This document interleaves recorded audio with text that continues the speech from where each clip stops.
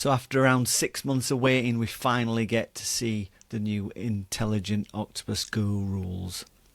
It's been a long wait. There's been a lot of confusion around the changes and what this means for the 6-hour charging cap. Some people said, oh, we're going to lose everything. Lots of people said they've ruined the tariff. But I suppose the reality is it's somewhere in between that.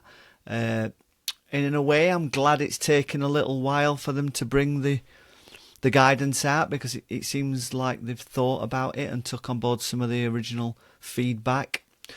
So in this video, we're going to look at the guidance itself directly from Octopus, try and explain how the new rules are going to work, why I think they've made some of the changes that they have, and why really for most people it shouldn't make much difference. But we'll get into that. So I suppose before we dive in, what is Intelligent Octopus Go? It's basically Octopus's EV smart tariff. You come home, you plug your car in, Octopus takes control of the timing. All you tell it is how much you want to charge and by what time in the morning, and Intelligent Octopus Go sorts all that out, and you should end up with the amount of charge you need by the next morning. So it does have a dedicated 6-hour block from 11:30 at night till 5:30 in the morning, but you also get the advantage of having slots outside of that, and we'll get into that. In the 11:30 till 5:30 in the morning time slot, the rest of the house also can get that cheap overnight rate. So if you have home batteries, heat pumps, hot water immersions, anything you can shift overnight is charged at the cheaper rate. So Octopus released a blog post that has all the new information on, and I'll link that in the show notes. But basically they've said there's 4 new rules. So let's talk through each one of those. Rule 1, home off-peak. It says your house always gets the cheap off-peak rate between 11:30 at night and 5:30 in the morning. So nothing's changed there from the previous version. Your house will still get that cheap rate overnight. Rule 2, your car allowance. It says your car gets up to 6 hours of off-peak charging per day, measured midday to midday. And it says we might schedule this during your home's off-peak window or at other times of the day when the grid is greenest. So this is the biggest change. There's going to be a toggle in the app that says limit me to 6 hours or let me take more than 6 hours. So if you decide to stick with 6 hours, in any 24-hour period from midday to midday, you will only get 6 hours of off-peak charging. But that may be outside of your overnight 6 hours. For example, if the sun's shining on a lovely afternoon, you may get some slots then. But then what you've got to remember is then you can't, if you get 6 hours in the afternoon, then you can't then plug it in at night and get 6 more hours, because it's out of that midday to midday. So it's going to be a bit confusing at first, I think, for those people that need more than 6 hours in any 24-hour period. Rule 3, the freebie stroke bonus home rate. So it says here, the bonus home rate, if we schedule your car to charge outside of 11:30 at night to 5:30 in the morning, your home also gets the off-peak rate for the half hour when it's within your car allowance. So going back to the example, if you do get some 4-hour slots at 2 o'clock in the afternoon, they will also be at your cheap rate, which is how it worked before. So that's not a massive change. So if you do get those slots, that's a great opportunity to load shift and do washing and tumble drying and hot water runs and anything else you can cram into those half-hour cheap slots. And then rule 4 they've called standard rate, and it says this is the default for your home outside of the off-peak window. So basically from 5:30 a.m. through to 11:30 p.m. If your car charges for more than 6 hours, or you decide to boost charge, the car rate flips back to this rate, even if it happens at 2 a.m. while your house is still getting the off-peak rate. Now this is a bit weird. Like, my brain is thinking, how are they going to charge this? And all I can think is that you're going to have your off-peak 6 hours and your peak 18 hours. And they're sort of set. And then any charging that occurs outside of those periods will have to be like an added credit or debit based on what's happened, if that makes sense. So your 6 hours and your 18 hours are just set blocks, and pricing, if you don't charge anything, then those two separate time slots will just be charged at off-peak rate, peak rate. But I think if something happens if you charge outside of those, then there's either going to be a credit or a debit go on after the fact. But as we've seen with the previous incarnation of Intelligent Octopus Go, that's all handled by them and has been pretty reliable, really, in my experience anyway. So as I mentioned earlier, this is all enabled by, there's going to be a little toggle in the app. So option 1 is going to be, like it always has been, charged to a certain percentage.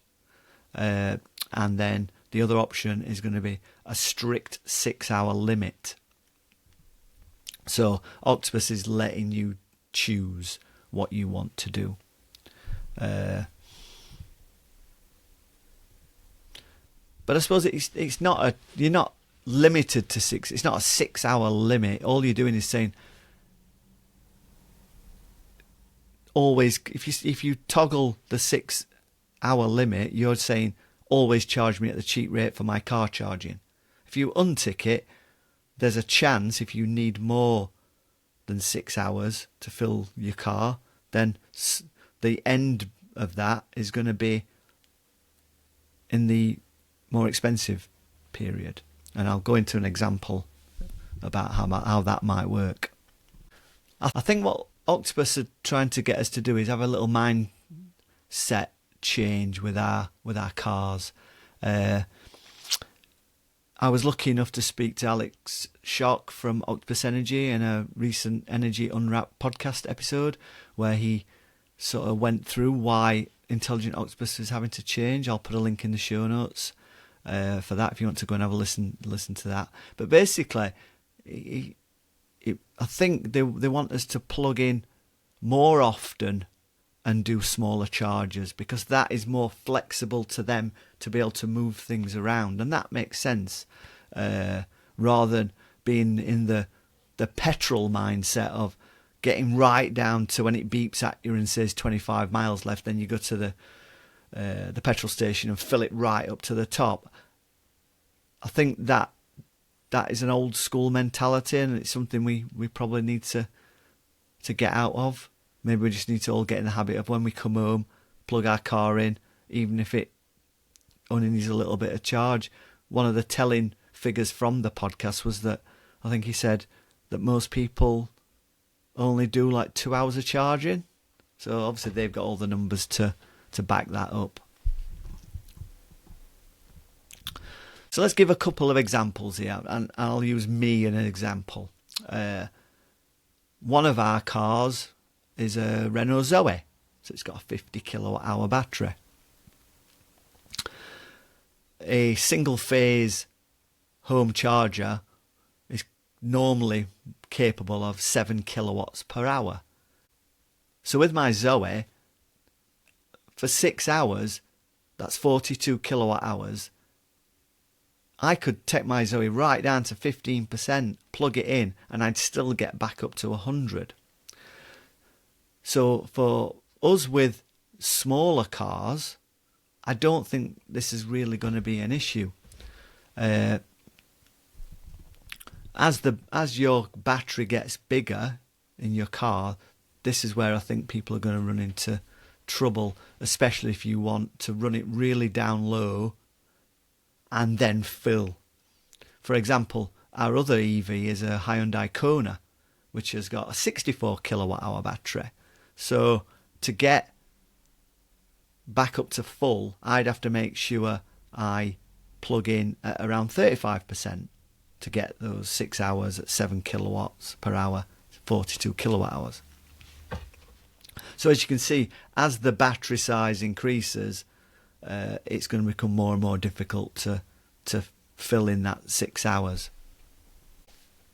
Especially when you've got cars now that are in 80, 90, 100 kilowatt hour batteries. So this is why I think some people are alarmed by the change. But let's take an example that you do need 10 hours charge. So you've got 70 kilowatt hours to fill. So the first 6 hours of that are going to be at your cheap rate. So what's that? Around 8p for many people on various versions of Intelligent Octopus Go. And the final 4 hours of that 10 hours will be at your day rate. So let's say 30 pence. So the effective blended rate, the combined rate, is around, it's 16.8 pence per kilowatt hour. So that's still way cheaper than petrol. It's still way cheaper than going out and finding a fast charger. I suppose the issue is if you're doing that all the time. I still think it's cheaper than petrol. You have to let me know in the comments what you think, but I'm of the opinion that it's still pretty reasonable. And most people will do the top-up chargers rather than the big long charge, so may never be affected by this anyway. I suppose the other party in all this that are going to struggle are those with granny chargers, so 3 kilowatt chargers. You're only going to be able to put 18 kilowatt hours per day within the 6 hours, so that could be a struggle. But on the flip side, I think it was some of the people with the granny chargers that were plugging in and getting 20-hour slots, and we're getting 20-hour slots at cheap rate, that sort of unfortunately led to this change. So if you do have a granny charger, let us know in the comments what are your plans, and really anybody, what are you thinking now about Intelligent Octopus Go? Is it still great? Is 6 hours fine for you? Are there some other tariffs out there that have longer periods but still at a cheap rate, and the day rate's still all right? What are you thinking? Personally, I'm going to stay on IOG. It suits me perfectly. I've got home batteries and solar. I'm using Predbat to schedule all my off-peak charging, and it deals with export rates and all sorts. So I'm pretty happy as it stands. Whether that carries on forever, who knows? But that's where I am at the moment. So I suppose to summarise, for most people, it's probably going to be very little difference. There's obviously the new midday-to-midday thing to worry about, the 6 hours. So those people with large batteries in their cars and want to go from 10% to 100%, they're the people who are probably going to be worse off from this. Also, 2 EV households that need both cars charging every day. But we're talking, I think these are outliers. You have to let me know, are these people outliers? Like I said right at the beginning, I'm really happy that Octopus have taken time to think about these changes. And in a way, it just feels like a little refinement of the tariff. And really, it almost feels like this is how it should have been from the outset, to stop people gamifying or whatever terms are thrown around about why it had to change. So one final thing, if you enjoy these sort of techie rambles, please like and subscribe. That really help grow the channel and help other people find this sort of stuff. Also, if you're considering a heat pump, I'm building out my own trusted heat pump installer directory on the website. You can take a look at that. It also comes with a useful guide about how to choose a heat pump installer. I'll put a link in the show notes, or just search Energy Stats Trusted Heat Pump Installer. And I hope you find that useful.